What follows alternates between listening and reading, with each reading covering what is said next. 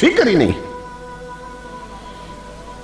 اور میری مائیں بہنیں بیٹیاں سنیں، غور سے سنیں، امام الانبیاء کے غلاموں، آج صورتحال یہ ہے، کوئی امیر ہے یا غریب، شہر میں ہے یا دیہات میں، ہر گھر میں دو چیزیں موجود ہیں عورتوں کے پاس، ایک سرخی لپسٹک اور دوسرا نیل پالش،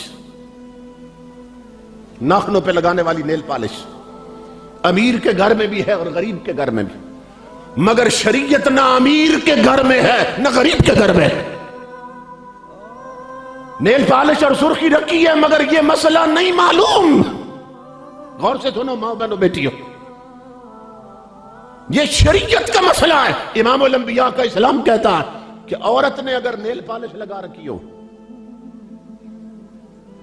پالش جو ناخنوں پہ لگتی ہے نا، تو یہ اللہ نے ناخن بنائے، وہ اس پالش کے نیچے چھپ جاتے ہیں، اوپر پینٹ چڑھ جاتے ہیں، کورڈ ہو جاتے ہیں ناخن. جس طرح آپ لکڑی پہ روغن کرتے ہیں تو لکڑی نیچے چھپ جاتی ہے. تو جس عورت نے یا جس لڑکی نے نیل پالش لگا رکھی ہو اور اس کا جسم ناپاک ہو جائے اور غسل واجب ہو جائے، تو جب تک وہ ناخنوں سے نیل پالش نہ اتارے مکمل طور پر، اس وقت تک امام الانبیاء کے غلاموں 7 سمندروں میں بھی غسل کرے جسم پاک ہی نہیں ہوتا.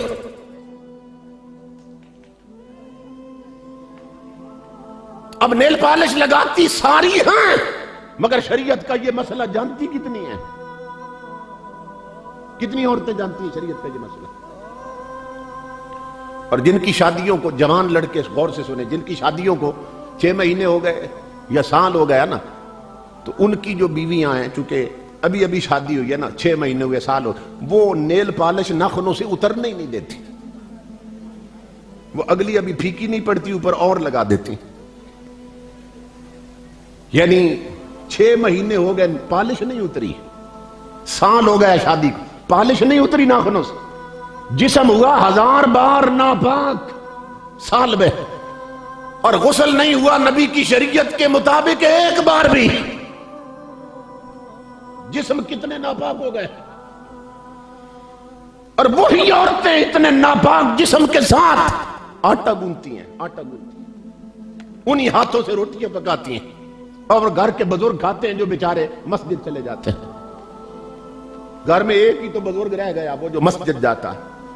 اب ایسے ناپاک ہاتھوں کی روٹی کھا کر اس کے سینے میں جو روشنی ہے وہ بھی ختم ہو جاتی ہے.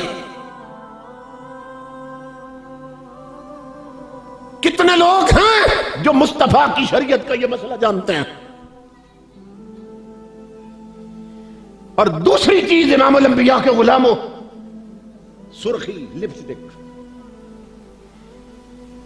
سب سے پہلے یہ راز معلوم ہوا بیروت یونیورسٹی کے پروفیسر ہیں احمد صقر، پھر انہوں نے یہ راز فاش کیا.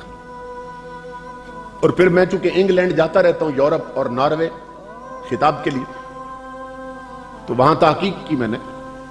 آپ یورپ کی، جرمنی کی، جاپان کی، چائنا کی جو بھی چیز خریدتے ہیں نا، کھانے والی، لگانے والی، کریمیں ہو گئیں، لپسٹک ہو گئی، پاؤڈر ہو گئے، حتیٰ کہ پینے والے ڈرنکس ہو گئے، 7 اپ ہے، کوکو کولا، تو سب اوپر لکھا ہوتا ہے کہ اس میں چینی کتنی ہے، فلیور کون سا ہے، انگریڈینٹس کہتے ہیں انہیں، اجزاء ترکیبی، کیا کیا اجزاء اس میں شامل ہوئے.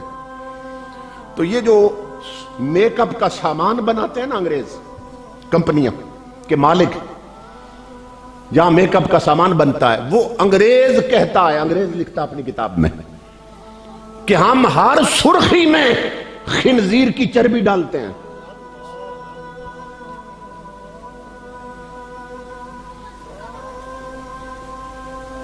ہر سرخی میں خنزیر کی چربی ڈالتے ہیں.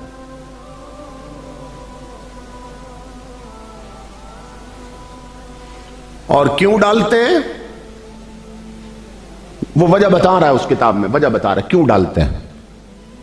وہ کہتا ہے کہ دوسرے جانور جو ہیں، گائے ہے، بھینس ہے، اور بھی جانور ہے، ہم ان کی چربی اس لیے نہیں ڈالتے کہ ہم نے ایکسپیریمنٹ کر کے دیکھا، تجربہ کر کے دیکھا کہ ہر عورت کا جو جسم ہے اور زندہ انسان جو بھی ہے، اس کے جسم میں ایک تپش ہوتی ہے، حرارت ہوتی ہے، ٹیمپریچر ہوتا ہے، 98 ڈگری پہ تو ضرور رہتا ہے.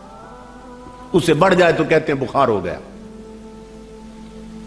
ہر انسان کے جسم میں نا تپش ہوتی ہے، تھوڑی سی حرارت ہوتی ہے، اور اس کو اگر آپ چیک کرنا چاہیں تو فریج میں گری کا تیل پڑا ہوتا ہے، گھی پڑا ہوتا ہے، دیسی گھی جم جاتا ہے، اس کو نکال کے نا ہاتھ پہ رکھیں تھوڑا سا چمچ کے ساتھ اور مٹھی بند کر لیں، تھوڑی دیر بعد کھولیں گے تو وہ پگھل گیا ہوگا۔ کس نے پگھلایا؟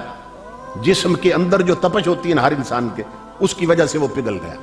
تو انگریز کہتا ہے کہ باقی جانوروں کی چربی ہم نے سرخی میں ڈال کے تجربہ کیا ہے کہ جب عورتیں یہاں لگاتی ہیں تو ان کے جسم کی تپش اور ٹیمپریچر کی وجہ سے وہ میلٹ ہو جاتی ہے، پگھل جاتی ہے، پھر ہونٹوں پہ رکتی نہیں ہے۔ اور ہم نے تجربہ کر کے دیکھا ہے کہ تنہا خنزیر ایسا جانور ہے کہ جس کی چربی انسانی جسم کی تپش سے پگھلتی نہیں ہے، اس لیے ہم ہر سرخی میں ڈالتے ہیں۔ اب بات سمجھ آئی کیوں ڈالتے ہیں؟ اور میں انگلینڈ کا شہر